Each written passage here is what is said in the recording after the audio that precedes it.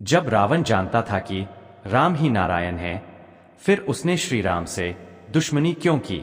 जय श्री राम दोस्तों। त्रेतायुग का समय था। धरती पर अधर्म बढ़ चुका था और देवताओं के आर्तनाद से आकाश गूंज उठा था। तभी भगवान विष्णु ने श्री राम के रूप में अवतार लिया, धर्म की स्थापना के लिए और अधर्म के अंत के लिए। उसी समय लंका में एक ऐसा राजा रावण था जो जितना शक्तिशाली था उतना ही विद्वान भी था। वह वेदों का ज्ञाता था, महातपस्वी था और भगवान शिव का परम भक्त था। लेकिन उसके जीवन में एक ऐसा रहस्य छिपा था जिसे बहुत कम लोग जानते हैं। वह जानता था कि श्री राम कोई साधारण मनुष्य नहीं बल्कि स्वयं नारायण है। फिर भी वह बार बार ऐसी गलतियां करता गया जो कि उसके विनाश का कारण बनी। क्या यह केवल अहंकार था या इसके पीछे कोई गहरी दिव्य योजना छिपी थी? आइए इस रहस्य को एक पौराणिक कथा के माध्यम से जानते हैं।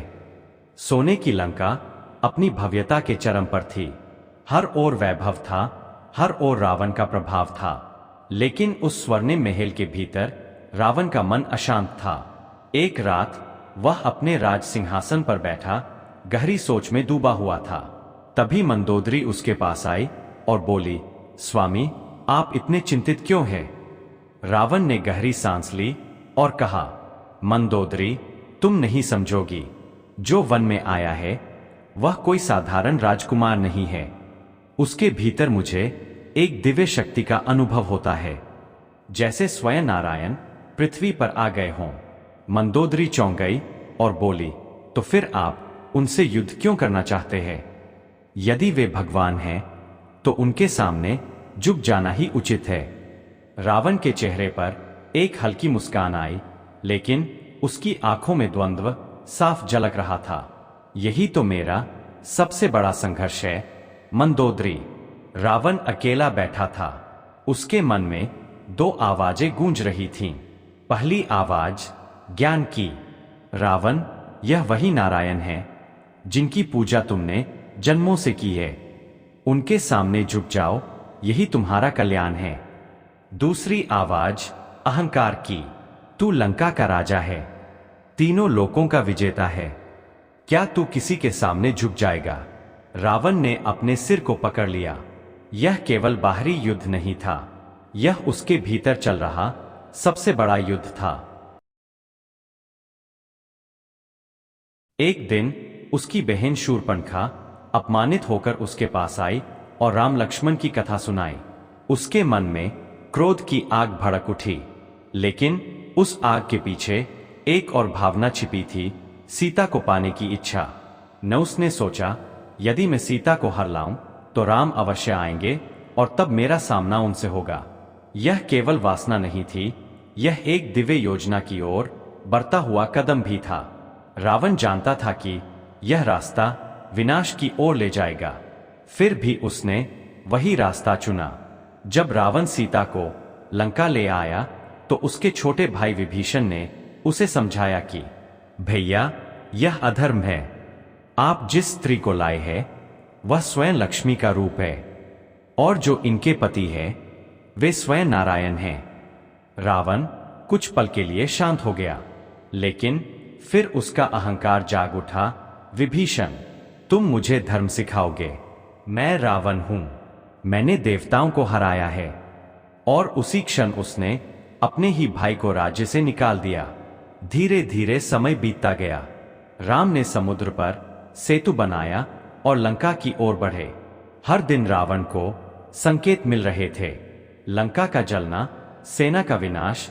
लेकिन हर बार रावण ने सच्चाई को नकार दिया, क्योंकि अब उसकी बुद्धि पर विनाश का पर्दा पड़ चुका था।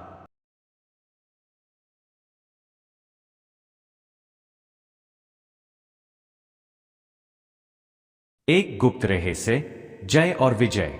एक रात जब रावण ध्यान में बैठा था, उसे एक अद्भुत अनुभूति हुई। उसे अपने पिछले जन्मों की झलक दिखाई दी।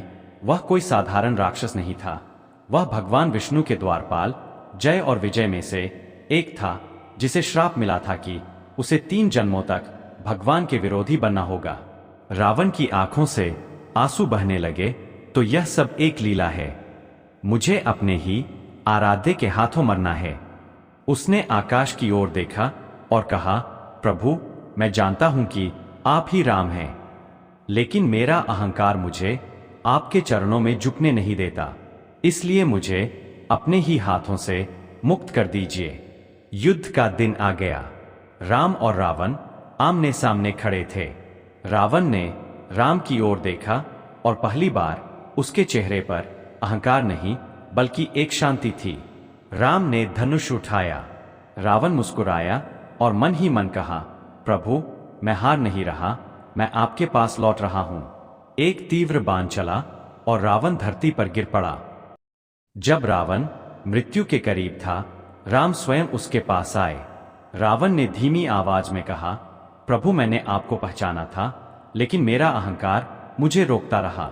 राम ने करुणा से कहा, रावण, तुम केवल एक पात्र थे इस लीला के, तुम्हारा अंत ही तुम्हारा मोक्ष है।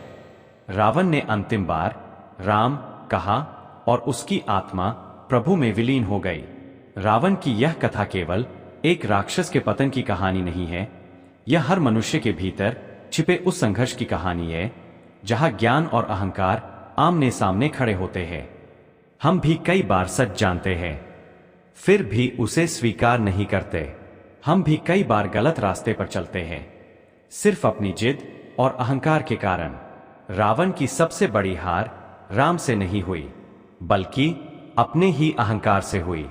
सत्य को जानना आसान है, स्वीकार करना कठिन। अहंकार इंसान को भगवान से भी दूर कर देता है, और जब मनुष्य अपने अहंकार को त्याग देता है, तभी वह सच्चे अर्थों में मुक्त होता है। इसलिए याद रखें, रावण हमारे बाहर नहीं, हमारे भीतर भी है। तो दोस्तों, रावण और राम की यह कथा आपको कैसी लगी, हमें कमेंट बॉक्स में लिखकर जरूर बताइए। और अगर आप हमारे चैनल पर नए हो तो चैनल को सब्सक्राइब अवश्य कर लें, और वीडियो को अपने दोस्तों व परिवार वालों को भी जरूर शेयर करें। और आज की हमारी यह वीडियो देखने के लिए आपका दिल से बहुत बहुत धन्यवाद। गुड श्री राम, जय हनुमान।